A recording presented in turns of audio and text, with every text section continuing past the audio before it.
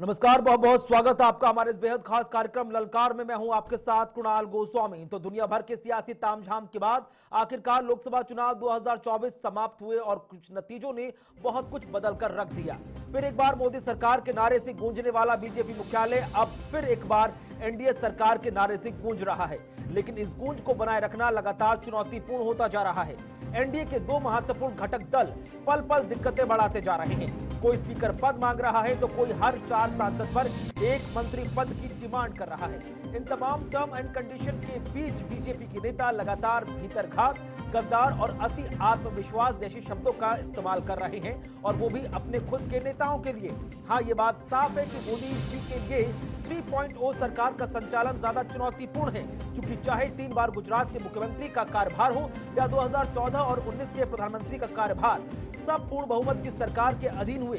लिहाजा उस दौरान गठबंधन के साथियों की मांगों को नजरअंदाज करना आसान था, पर अब नहीं। अब जहां मोदी जी को गठबंधन धर्म का पालन शिद्दत से करना होगा, वहीं विपक्ष की चुनौती का सामना करने की तैयारी भी तीखी करनी होगी, क्योंकि जो कांग्रेस 14 में 44 और 19 में 53 की थी, अब 24 में 99 की हो चुकी है। साथ ही सहयोगियों की संख्या में इजाफा हुआ है। कांग्रेस रह रहकर बीजेपी को याद दिला रही है कि आपको खंडित जनादेश मिला है, लिहाजा हमारी चुनौती के लिए तैयार रहें। जो आपने महाराष्ट्र और मध्य प्रदेश में कांग्रेस के साथ किया, वही अब हम आपके साथ करेंगे। बहरहाल दूध का जला भी छाछ फूंक फूंक कर पीता है, लिहाजा कौन किस पर भारी पड़ेगा ये समय बताएगा। पहली चुनौती सरकार गठन की होगी, और इसी चुनौती पर हमारे खास कार्यक्रम ललकार में जोरदार चर्चा को आगे बढ़ाएंगे। कुछ मेहमान हमारे कार्यक्रम की शोभा बनेंगे, लेकिन शुरुआत पहले रिपोर्ट से।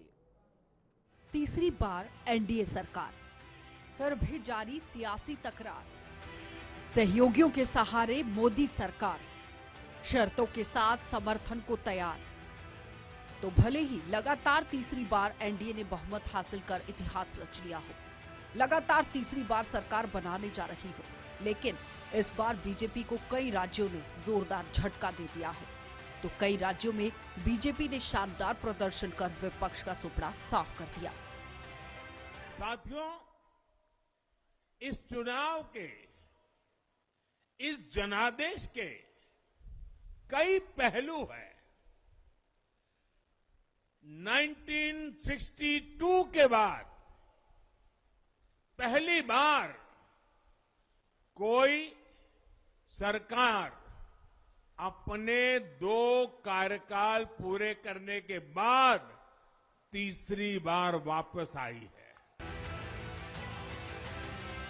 कहते हैं कि दिल्ली की कुर्सी का रास्ता यूपी से होकर जाता है, लेकिन इस बार यूपी ने बीजेपी को बहुत बड़ा झटका देकर बहुमत की कुर्सी तक पहुंचने से रोक दिया है, और इस बार साइकिल की रफ्तार को और गति देने का काम कर दिया। इस बीच में साइकिल पर सवार हाथ का साथ भी जनता ने खूब निभाया, और यही वजह है कि रायबरेली सीट भी कांग्रेस की झोली में डाल दी। जहां एक और नतीजों से एनडीए 400 पार का नारा नाकाम हो गया, तो वहीं इंडिया गठबंधन भी सरकार बनाते बनाते रह गई।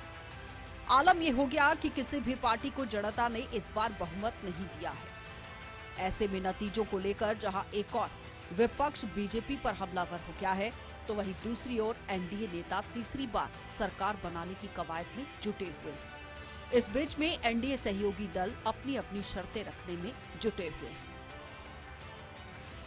चलिए अब आपको ग्राफिक्स के जरिए बता देते हैं कि किस तरह से समीकरण है। देखिए, कुल सीटें 543, एनडीए के खाते में 293 गई हैं और इंडिया के खाते में 234, अन्य के पाले में यहां 16 सीटें हैं। तो वहीं नतीजे आने के बाद से ही सियासी हलचल तेज हो गई है, और दिल्ली में लगातार बैठकों का दौर भी जारी है। एनडीए और इंडिया गठबंधन की ताबड़तोड़ बैठकें हो रही है और आगे की रणनीति बनाने की कोशिश की जा रही है। इस बीच में प्रधानमंत्री नरेंद्र मोदी का कहना है कि वो तीसरे कार्यकाल में भी कई बड़े ऐतिहासिक फैसले लेने का काम करेंगे। अगर आप 10 घंटे काम करेंगे तो मोदी 18 घंटे काम करेगा। आप 2 कदम चलेंगे तो मोदी 4 कदम चलेगा। हम भारतीय मिलकर चलेंगे, देश को आगे बढ़ाएंगे। तीसरे कार्यकाल में देश बड़े फैसलों का एक नया अध्याय लिखेगा और ये मोदी की गारंटी है। जहां एक और एनडीए नई सरकार के लिए गठन की तैयारी में जुट गई है, तो वहीं दूसरी ओर मल्लिकार्जुन खड़गे का कहना है कि सही समय पर ही सही फैसला लिया जाएगा। ऐसे में अब देखना दिलचस्प होगा कि आखिर आने वाले समय में मोदी सरकार अगले 5 साल तक शानदार कामकाज किस तरह से कर पाएगी या फिर सहयोगी दल खींचतान कर मोदी सरकार के सामने चुनौतियां पैदा करने का काम करेंगे। ये तो फिलहाल आने वाला वक्त बताएगा। तो सरकार गठन की तैयारियां जैसे जैसे आगे बढ़ रही हैं, लगातार चुनौतियों का पहाड़ भी खड़ा होता जा रहा है। एक तरफ जहां भारतीय जनता पार्टी के अंदर कई नेता हैं जो लगातार अपने ही पार्टी के नेतृत्व और कार्यकर्ताओं की भूमिका पर सवाल खड़े कर रहे हैं, तो वहीं दूसरी तरफ सरकार की भूमिका कैसी होगी उसको लेकर भी टर्म्स एंड कंडीशन और लंबी चौड़ी लिस्ट विपक्ष की तरफ से भी तैयार की जा रही है। बहरहाल अभी तक ये तय नहीं हो पाया कि कौन सत्ता में बैठेगा और कौन विपक्ष में, लेकिन इन तमाम गलियारों के बीच इंतजार रहेगा राहुल गांधी की प्रेस कॉन्फ्रेंस का, उसका भी रुख करेंगे। लेकिन उससे पहले कुछ खास मेहमान हमारे साथ कार्यक्रम में जुड़ रहे हैं। हमारे साथ कांग्रेस पार्टी से प्रवक्ता डॉक्टर टीना करमवीर हैं, बहुत बहुत स्वागत, बहुत बहुत शुक्रिया आपका। हमारे साथ जेडीयू से डॉक्टर के त्रिपाठी हैं, स्वागत शुक्रिया आपका। हमारे साथ वरिष्ठ पत्रकार अमिताभ कुमार हैं, बहुत बहुत स्वागत, बहुत बहुत शुक्रिया आपका। शुरुआत के त्रिपाठी जी आप ही से करूंगा, क्योंकि किंग मेकर की भूमिका में इस वक्त दो लोगों की चर्चा हो रही है, नीतीश कुमार की और चंद्रबाबू नायडू की।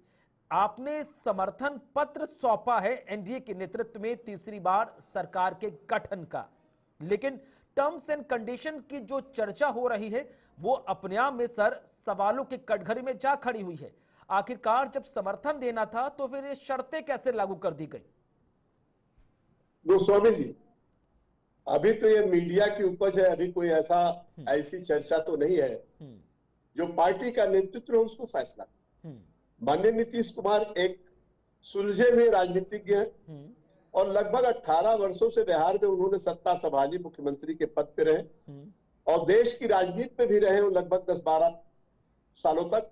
तो उनके ऊपर कोई बेदाग चेहरा है, उनके ऊपर कोई दाग नहीं, ना तो भ्रष्टाचार का है ना तो परिवार। जहां तक ये सवाल है कंडीशन का, तो कंडीशन के सवाल को तो अभी कहीं कोई चीज की चर्चा नहीं है। अभी तो शपथ ग्रहण होना है, उसके बाद ही कोई चर्चा होगी, मंत्रिमंडल कैसा बनेगा, कौन बनाएगा। लेकिन हाँ, जो निर्णय है वो माननीय नीतीश कुमार को लेना है। माननीय नीतीश कुमार जनता दल यू के सम्मान नेता है और जो भी वो फैसला लेंगे वो पार्टी के हित में लेंगे और जनता के हित में लेंगे, मेरा पूरा विश्वास है। और दूसरा जो जेडीयू के राष्ट्रीय महासचिव वो कह रहे हैं कि भैया अग्निवीर योजना की वापसी का रास्ता तय किया जाए, वन नेशन वन इलेक्शन पर हमारा समर्थन होगा, लेकिन यूसीसी पर पेचीदा रास्ता है जिस पर काम होना चाहिए। बिहार को स्पेशल स्टेटस भी मिलना चाहिए, बाकी की मांगों पर समय आने पर बता दिया जाएगा। देखिए, ये तो आप गोस्वामी जी जान रहे हैं कि बहुत पहले लंबे अरसे से बिहार को विशेष दर्जा की मांग हमारी पार्टी करती रही और वो स्टैंड करेगा। वो निश्चित रूप से हमारी मांग है, जब भी हम चुनाव में जाते हैं बिहार में तब भी हमारी ये मांग रहती है कि हमको बिहार को विशेष दर्जा मिलना चाहिए। दूसरा सवाल जहां तक है कि कोई कंडीशन इस तरीके के लगा देंगे कि हम ब्रेक कर दें एनडीए को, तो ऐसा नहीं। मैं गोस्वामी जी आपको थोड़ा सा पीछे ले जाना चाहता हूँ। भारतीय राजनीति में जब माननीय अटल बिहारी वाजपेयी की सरकार बन रही थी तो उस समय 24 पार्टियों के जो संयोजक थे वो माननीय जॉर्ज फर्नांडिस थे और उस भूमिका में हमारे माननीय नीतीश कुमार होंगे और माननीय नीतीश कुमार के नेतृत्व में देश और बिहार का भी उस पर कल्याण होगा। ये मैं आपके चैनल के माध्यम से बताना चाहता हूँ। और जहां तक ये उपज हो रही है कि ये कंडीशन वो कंडीशन, तो ऐसा नहीं। अब सर चर्चा तो होगी ना, हर 4 सांसदों पर एक मंत्रालय मांगा जाएगा तो सवाल उठेगा कि आखिरकार गठबंधन धर्म निभाना कितना मुश्किल हो जाएगा। देखिए गोस्वामी जी, ये 17 वर्षों तक हम रहे हैं उनके गठबंधन के साथ, एनडीए के गठबंधन के साथ। अगर ट्रैक रिकॉर्ड आप देखेंगे तो हमारे कहीं किसी बातों पे लेके कोई टकराहट नहीं। माननीय नीतीश कुमार एनडीए की गवर्नमेंट में जब सर टकराहट ना हो वो भी अच्छा है ना। सम्राट चौधरी हो, विजय सिन्हा जी हो, वो तो ऐलान कर चुके हैं कि 28 का जो चुनाव है, जो 25 का जो चुनाव है बिहार का, वो नीतीश जी के नेतृत्व में ही लड़ा जाएगा। तो वहां से खुले दिल का प्रस्ताव रखा जा रहा है। यहां से कितना दिल खुलेगा, कितने मनभेद दूर होंगे, कितने मतभेदों को दूर किया जाएगा, इस समय बताएगा। मैं लौटूंगा सर आपके पास, छोटा सा ब्रेक ले रहा हूं। ब्रेक के बाद लौटूंगा तो सीधे टीना कर्मवीर जी से सीधा स्पष्ट सवाल होगा कांग्रेस की आगामी भूमिका पर। छोटा सा ब्रेक, जल्द हाजिर होंगे, ललकार जारी है।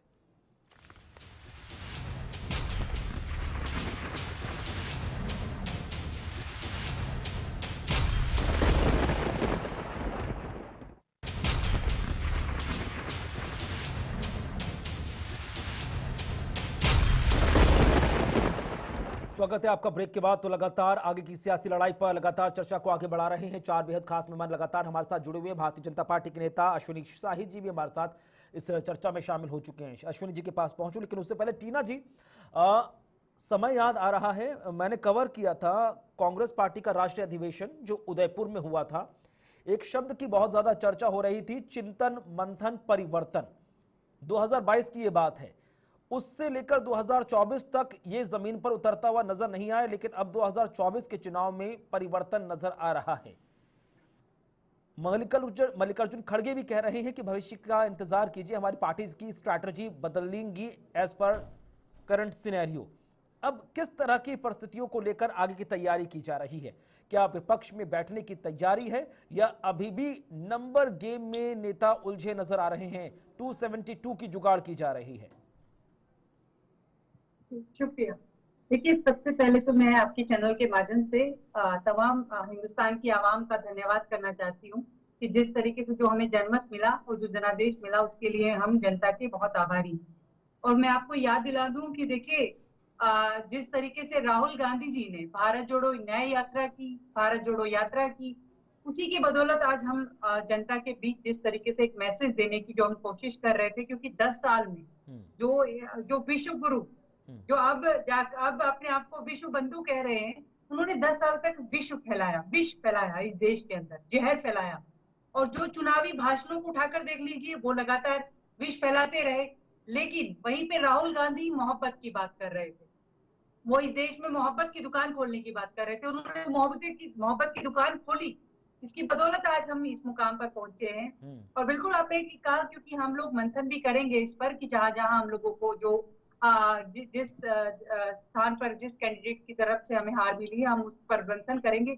लेकिन चाहे उदयपुर चिंतन शिविर हो या किसी भी तरीके के हमने जो सम्मेलन किए, उसमें जो हम लोगों ने जो हमने अपने फैसले लिए थे, वो उस फैसले को हमने जमीन पर उतारने की कोशिश की। और लेकिन आज देखिए, विडंबना ये देखिए कि जहां 3.0 मोदी 3, अरे आप ये क्यों कर रहे हैं? आप तो बताइए ना कि मोदी जी को तो 58% लोगों ने तो नकार दिया है, उनको वोट ही नहीं मिला है इतना। तो जिस तरफ देश के प्रधानमंत्री का कहते हैं कि डंका बज रहा था, जो डंका उनके भारत में ही नहीं बज पा रहा है। तो ये इसीलिए हो पाया क्योंकि मोदी जी ने इन 10 सालों में कोई विकास का काम नहीं किया। मोदी जी ने 10 साल में मणिपुर की सुध नहीं ली, मणिपुर की तो खैर आज तक सुध नहीं ली है।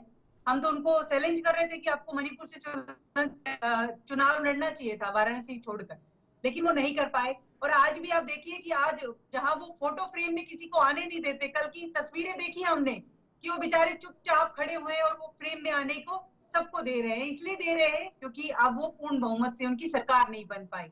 और जो व्यक्ति दिन में 10-10, 5-5, 4-4, 5-5 ड्रेस बदल लेते हैं, वो एक ही ड्रेस में पूरे दिन टिक पाए। ये तो चीज है कि आपके भी बहुत पैनी नजर है कि प्रधानमंत्री सुबह से लेकर शाम तक क्या कपड़े पहन रहे हैं, यही तो कपड़े बदले या नहीं बदले।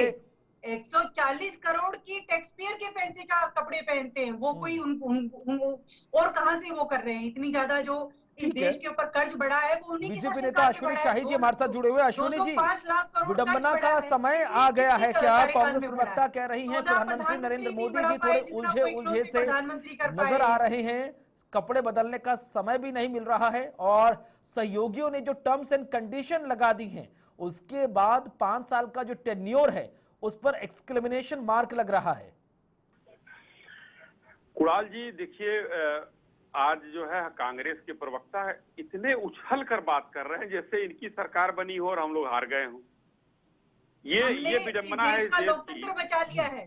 देखिए टीना जी, मैंने आपके बीच में नहीं बोला, थोड़ा धैर्य रखिए। ठीक है ओपनिंग रिमार्क, ठीक है, ओपनिंग रिमार्क क्यों ना जश्न मनाया, बताइए। भारत का संविधान बचाया है जिसको आप बदलने की बात करते आए हैं। उसी संविधान के तहत उनकी 92 सीटें भी आई हैं, लिहाजा let him speak, let his opening remark right now please. जी कुणाल जी, 400 पार का नारा दिया था जी, 400 पार मैडम, 400 पार में मिला कुछ आपको? 400 पार का एक नया नारा दिया था, मीडिया ने एग्जिट पोल भी दिखाया था। कुणाल जी ऐसे बहस नहीं हो पाएगी। ठीक है टीना जी, अब आपने तमाम बातें कह दी, उन्होंने सब सुन लिया, प्लीज अश्विनी जी।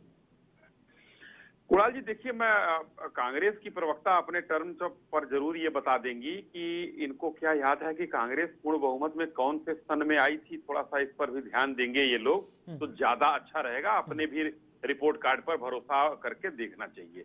यहाँ कोई किसी देश के प्रधानमंत्री की दुखद हत्या नहीं हुई है कि हमको सिंपैथी में 400 से ज्यादा मिल रहा है, वो नहीं है। लेकिन तीसरी बार 62 के बाद इतनी बड़ी जीत जो है, अगर 292 सीट जनता हमको दे रही है तो हमारे पर भरोसा कर रही है। एनडीए 2014 में जीती, एनडीए 2019 में जीती, एनडीए 2024 में जीती। और रही बात ये, आप बाकी चीजों की जो बात कर रहे हैं कुणाल भाई, ये अभी कयास है, किसी का कोई कहीं डिमांड नहीं है, कुछ नहीं है। और अभी हमारे जनता दल यूनाइटेड के साथी ने बताया कि जॉर्ज फर्नांडिस साहब संयोजक रहे, और आपको बताना चाहूंगा कि हमारे जो है चंद्रबाबू नायडू भी संयोजक रह चुके हैं एनडीए के। तो दोनों लोगों से हमारा बड़ा ही पुराना संबंध है, और हम लोग चुनाव के बाद नहीं किया हम लोगों ने कि भाई दिल्ली में समझौता ना करो, पंजाब में समझौता करो, बंगाल में ना करो तो कर्नाटक में करो, ये हमने नहीं किया है। हमने जहां पर अलायंस किया है, खुलकर अलायंस किया है, कहीं किसी के साथ इधर उधर नहीं किया, और जनता ने मैंडेट दिया है। हाँ, एक बात जरूर है कि जो छात्र फेल होता आ रहा था वो 3rd डिवीजन में पास हो गया तो वो उछलने लगा, और जो डिक्टेंशन पाता था उसके 5 नंबर कम हो गए, तो उसको ये महसूस हो रहा है कि डिक्टेंशन नहीं आया, उस शोक में वो है। तो हम लोग उस शोक में हैं कि भाई ये लग रहा है। और ऊपर से जो है ये आज विरोधी दल के लोग किस तरीके की बात कर रहे हैं, इनको तो ये लग रहा है कि संजोग से अगर थोड़ा सा सरकार बनाने तक ये पहुंच गए होते तो हम लोगों का रहना मुहाल, जीना मुहाल कर देते। अभी आपने देखा इनके झूठ की कलई खुल गई कल लखनऊ में महिलाएं, और ऐसे ही बेंगलोर में पहुंच गई खाता खुलवाने बेंगलोर में, और यहाँ तो फॉर्म लेकर पहुंच गई कि 8,500 रुपया दीजिए। उसका जवाब भी कांग्रेस से ले लेंगे। लेकिन अश्विनी जी, बहुत ज्यादा चर्चा है कि उत्तर प्रदेश में आखिरकार डबल इंजन की सरकार का फॉर्मूला क्यों नहीं चल पाया। अयोध्या जैसी सीट बीजेपी का हार जाना अपने आप में एक सवाल खड़े करता है। अमेठी रायबरेली की बहुत ज्यादा चर्चा थी कि भैया ये 2 सीटें भी कांग्रेस को नहीं मिलेंगी, 80 की 80 सीटें बीजेपी जीतेगी। लेकिन यहां तो सर देखिए कि आप आधी भी नहीं, जो स्ट्राइक रेट आपका होना चाहिए था 50% भी स्ट्राइक रेट नहीं रहा, कारण क्या हुआ? कुणाल जी एकदम स्पष्ट है, हम भारतीय जनता पार्टी वो दल है कि 2004 हारे तो भी हमने समीक्षा बैठक की, 2014 जीते तो भी समीक्षा बैठक की, 9 हारे तो किया, 19 जीते तो भी किया। तो हमारी समीक्षा बैठक होगी और इसमें हार के कारणों की हम तलाश जरूर करेंगे, और बहुत जल्दी आपको ये पता चलेगा कि भाजपा की समीक्षा बैठक चालू हो गई है। आज दिल्ली में आज बैठक है, कल भी होगी थी। तो सब जगह हम लोग अभी ये हार और जीत दोनों मायने तलाशेंगे, और बहुत जल्दी आपके सामने होगा कि क्यों क्या हुआ। क्योंकि परसेंटेज में जनता ने, अगर हो सकता है कि हम जनता के पैमाने पर खरे न उतर पाए हो सकता है कि उनको हमसे जो अपेक्षा रही हो वो हम पूरा न कर पाए हो सकता है कि कहीं कोई कमी रह गई हो, तभी जनता ने हमको 30-32 सीट पीछे रखा। अमिताभ जी, किस तरह से देखते हैं? शुरुआत में आपने कहा था कि भैया क्लीन स्वीप होगा, सरकार को दिक्कतें पेश नहीं आएंगी, लेकिन नतीजों के बाद सरकार का गठन नहीं हुआ है, लेकिन सब अपनी अपनी ढपली, अपना अपना राग लेकर इस वक्त अपना अपना सियासी गाना गा रहे हैं। किस तरह से देखते हैं? क्या चुनौतीपूर्ण है, या विपक्ष की तरफ से जो स्ट्रैटेजी बनाई जा रही है सरकार गठन को लेकर भी अभी प्रश्न चिन्ह लगा हुआ है? अमिताभ जी, मुझे तो ऐसा लग रहा है कि ये मीडिया की कयासबाजी ज्यादा चल रही है, क्योंकि पार्टी नेताओं ने बहुत स्पष्ट कर दिया है हमारी तरफ से कोई मांग वांग नहीं रखी गई है। एक केसी त्यागी से बातचीत की गई थी कुछ मुद्दों पर, तो उन्होंने अपनी राय जाहिर की थी कि इन सब मुद्दों पर हमारी ये राय है, लेकिन मंत्रिमंडल को लेकर के कोई मांग डिमांड ऐसी कोई बात नहीं आई है। खुद पार्टी नेताओं ने एकदम स्पष्ट कह दिया है कि हमारे बीच कोई ऐसी बातचीत कोई नहीं है। अभी पहले हम चाहते हैं सरकार बने और फिर हम उसमें बंटवारा कर लेंगे, क्योंकि ये लोग पहले के एलाइज हैं और इलेक्शन के पहले ही सारी चीजें तय हो गई। तो मुझे लगता है कि बहुत कुछ इनके बीच कोऑर्डिनेशन जो है वो आसानी से संभव है। नहीं, वो लेकिन ये लोग कर कोऑर्डिनेशन रहे को हैं। लेकर समाजवादी पार्टी के सुप्रीमो अखिलेश यादव कह रहे हैं कि भैया हम विधानसभा में जो दिक्कतें आपको दे रहे थे वो अब संसद में भी देंगे। विधानसभा में हमारे विधायकों का आंकड़ा 100 के ऊपर है, तो अब देख लीजिए कि भैया 36 से 37 सांसद हमारे पहुंच रहे हैं। लिहाजा सरकार कैसी चलनी चाहिए और क्या उसकी प्राथमिकता होनी चाहिए, अब उसकी गूंज विधानसभा से लेकर संसद तक सुनाई देगी। वो तो संसद की कार्यवाही की बात हो गई। कार्यवाही के दौरान क्या होता है, क्या बात होती है, कैसे संचालन होता है, कौन से लोग बैठते हैं, उस पर डिपेंड करता है। सरकार चलाने में, संसद चलाने में दोनों अलग अलग मसले होते हैं। संसद में प्रमुख संसद के अध्यक्ष होते हैं, वो कैसे हैंडल करते हैं चीजों को। हाँ, इस बार के अनुभव से ये कहा जा सकता है, जो मैंने अपने कम से कम जो 35 साल के पत्रकारिता के इसमें मैंने इस बात को महसूस किया कि पिछली संसद में लगातार विपक्ष जो है ना, केवल जो है हंगामा और बहिष्कार के मुद्रा में रहा। कहीं भी चीजों को लेकर डिस्कशन, विषय पे बातचीत, उस पर स्टडी करके ठोस तर्कपूर्ण ढंग से अपनी बातों को रखने आदि में नहीं रहा है। ये संसद जो है ये कोई फुटपाथ नहीं है जहाँ पे आप आंदोलन और प्रदर्शन के लिए जमा हुए हैं। वहाँ पढ़े लिखे लोगों को जाना चाहिए और पढ़ लिख करके तार्किक ढंग से ठोस तथ्यात्मक बातों को आप जब रखते हैं तो वहां बहस होती है। ठीक है, इसी पर चर्चा को आगे बढ़ाएंगे और विपक्ष रोक सकते कांग्रेस नेता टीना जी से सवाल होगा मेरा कि आने वाले वक्त में अब कांग्रेस सत्ता पक्ष में बैठेगी या विपक्ष में बैठेगी, लेकिन उसको लेकर पहले राहुल गांधी की मनोदशा क्या कुछ कह रही है उस पर भी नजर डालेंगे। छोटा सा ब्रेक ले रहे हैं, ब्रेक के बाद जल्द हाजिर होंगे, चर्चा आगे जारी है।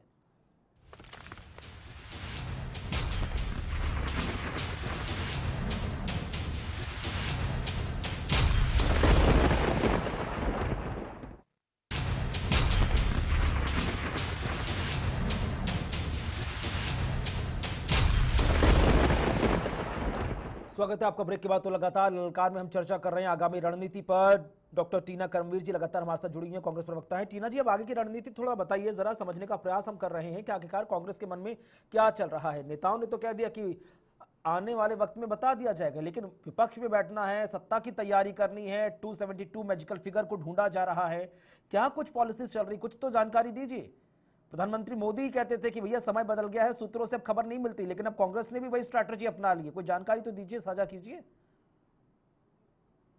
समय आने पर, जैसा हमारे नेताजी ने भी कहा है कि समय आने पर पता चल जाएगा। मीडिया को तो वैसे भी बड़ी जल्दी होती है। जिस तरीके से मीडिया ने इंडिया अलायंस को तोड़ने की और जो बीजेपी ने जो कयास लगाए थे वो पूरी तरीके से खारिज हुए। एग्जिट पोल में भी जिस तरीके से दिखाया गया, जनता को बरगलाने की कोशिश की गई, 45 लाख करोड़ जो है निवेशकों का डूब गया और जो रिजल्ट आया वो कुछ और आया। रिजल्ट में तो अयोध्या वासियों ने इनके मुंह पर करारा तमाचा मारा। ये तो कहा प्रभु राम को लाने वाले, उनको आज प्रभु राम ने इनके मुंह पर करारा तमाचा मारा है।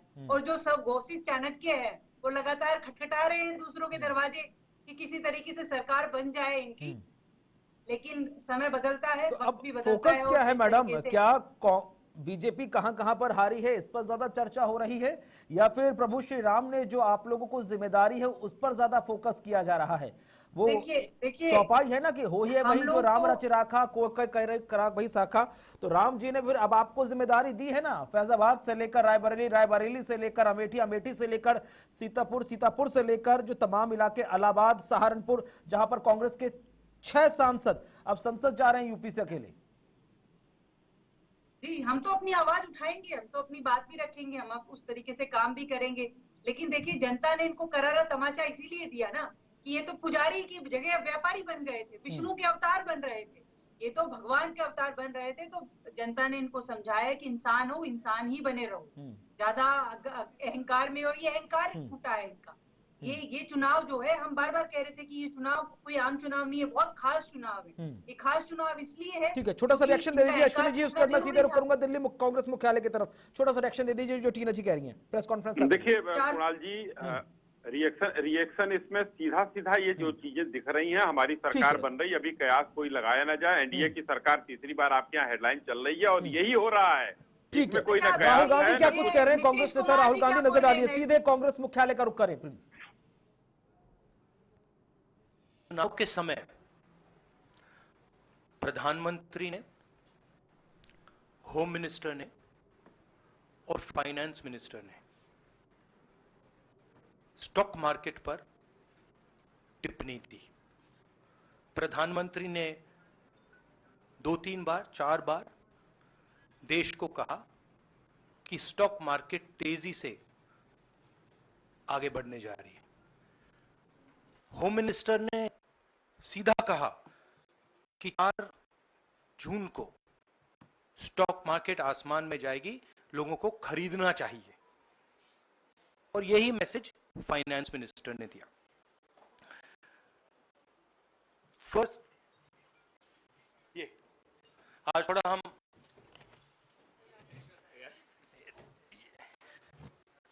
तो ये क्रोनोलॉजी है। अमित शाह कहते हैं बाय शेयर्स बिफोर 4 जून। 19 में नरेंद्र मोदी जी कहते हैं stock market will break records on June 4। फिर 28 मई को रिपीट करते हैं। 1 जून मीडिया झूठे एग्जिट पोल रिलीज करती है। बीजेपी का ऑफिशियल जो इंटरनल सर्वे था वो उनको 220 सीट दे रहा था। तो ये इंफॉर्मेशन बीजेपी के लीडर्स के पास था। इंटेलिजेंस एजेंसीज ने 200 और 220 के बीच में सरकार को बताया था कि उनकी सीट्स आ रही हैं। 3 जून को स्टॉक मार्केट सारे रिकॉर्ड तोड़ देता है और 4 जून को खटाक से स्टॉक मार्केट अंडरग्राउंड चला जाता है। अगला स्लाइड दिखाइए जरा। ये देखिए 31 मई massive stock activity, more than double what was there on 30th, more than double what was there on 29, 28। ये अनोमली देखिए।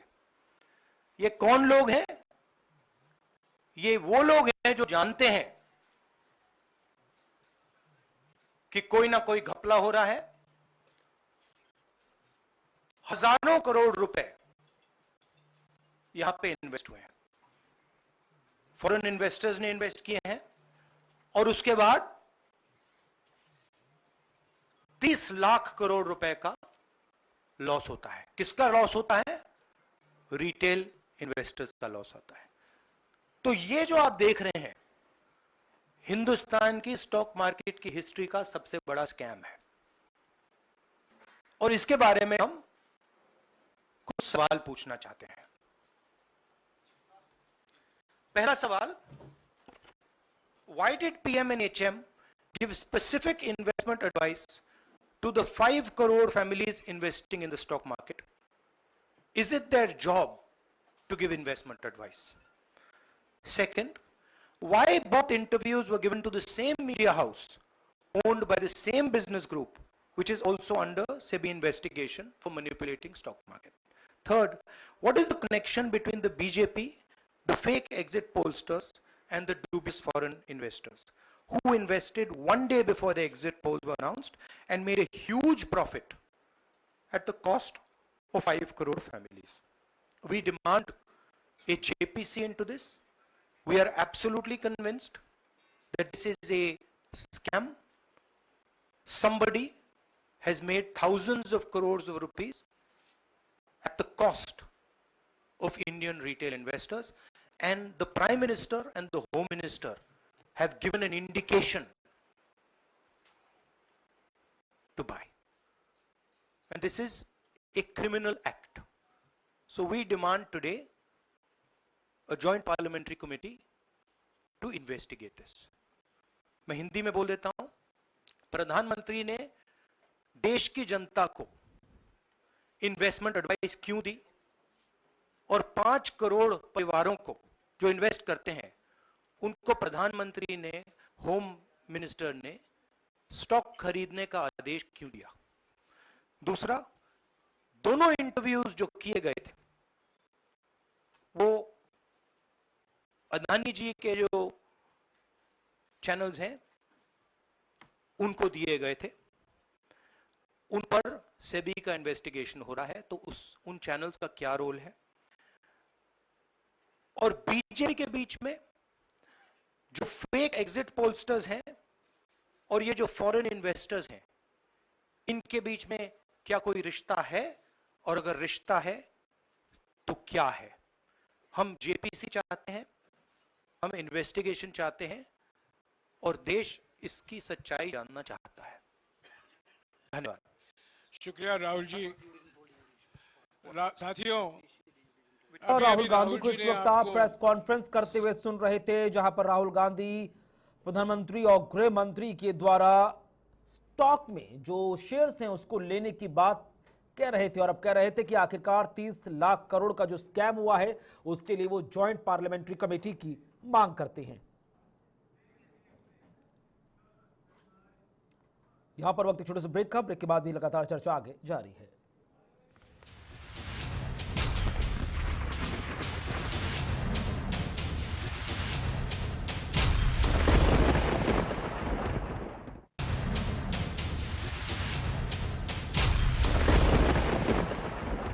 स्वागत है आपका ब्रेक के बाद। तो लगातार हम चर्चा को आगे बढ़ा रहे हैं। कुछ देर पहले कांग्रेस नेता राहुल गांधी ने इन्वेस्टर स्टॉक में लगातार हुए जो सियासी नुकसान है उसको लेकर प्रेस कॉन्फ्रेंस की, और आखिरकार गृह मंत्री और प्रधानमंत्री से सीधा स्पष्ट सवाल पूछा, और 30 लाख करोड़ के स्कैम की जो बात मीडिया के सामने रखी उस पर ज्वाइंट पार्लियामेंट्री कमेटी की मांग कर डाली। अश्विनी शाही जी, आपने सुना होगा कांग्रेस नेता क्या कुछ कहते हुए नजर आए। लगातार उनका सीधा हमला है प्रधानमंत्री नरेंद्र मोदी और गृह मंत्री अमित शाह पर कि उनके कहने पर लाखों करोड़ों लोगों ने स्टॉक मार्केट में इन्वेस्ट किया और 30 लाख करोड़ का ये स्कैम सामने आया है, जिसकी जांच होनी चाहिए, और उसके लिए बकायदा वो जेपीसी की मांग कर रहे हैं।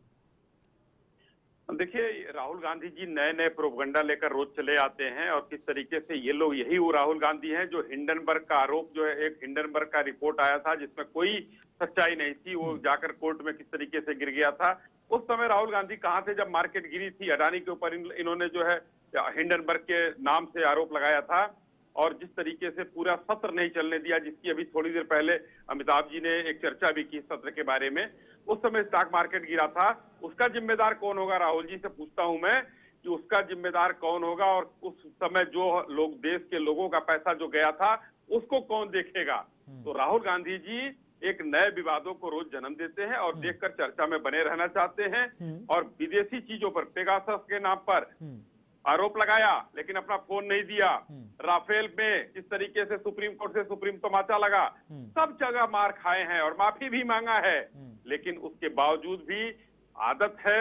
अब उस आदत में एक नई तरीके से जनता ने कह दिया। अभी देखिए उनकी पूरी पार्टी किस तरीके से पहली बरसात के मेढक जैसे ज्यादा टर करते हैं, उसे पूरी पार्टी और पूरा इंडिया अलायंस जो है आगे बढ़ा हुआ है। तो राहुल जी को उसी तरीके से कुछ न कुछ लेकर आने की बात है कि राहुल जी लेकर आ रहे हैं कि हम चर्चा में बने रहें। उसी मीडिया पर आरोप लगाते हैं, उसी मीडिया, वही मीडिया इनको अब दिखा रहा है। लेकिन एक बात जरूर मैं कहना चाहूंगा कि अब देखिए जिस तरीके से इन लोगों ने चुनाव जब से खत्म हुआ 4 तारीख की शाम से, उस रात के 9 बजे से न कहीं मीडिया, इन लोगों ने ईवीएम पर का सवाल उठाए, न चुनाव आयोग पर सवाल उठाए, सब सही हो गया।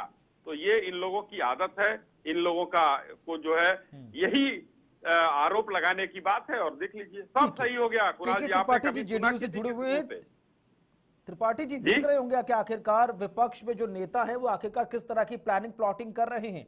लिहाजा आने वाले वक्त में इन तमाम जो विपक्ष के नेता हैं उनकी स्ट्रैटेजी के लिए एकजुटता की बहुत ज्यादा जरूरत पड़ेगी। और जो विश्वास सम्राट चौधरी और विजय सिन्हा जी ने नीतीश कुमार पर दिखाया, क्या हम उम्मीद करें कि पूरा JDU as an political party वही विश्वास और वही भरोसा भारतीय जनता पार्टी के साथ बनाए रखेगा केंद्र में? देखिए कुणाल जी, विश्वसनीयता का कहीं कोई संकट ही नहीं भाई। माननीय नीतीश कुमार कह चुके हैं, लेटर हैंड ओवर कर चुके हैं, तो कहां वो पीछे हट रहे हैं? ये तो मीडिया की खबर है, मीडिया में इसको भ्रम फैलाया जा रहा है। तो ये सारी चीजें अभी कहीं इस पे कोई चर्चा नहीं, अभी तो ओथ लेना है।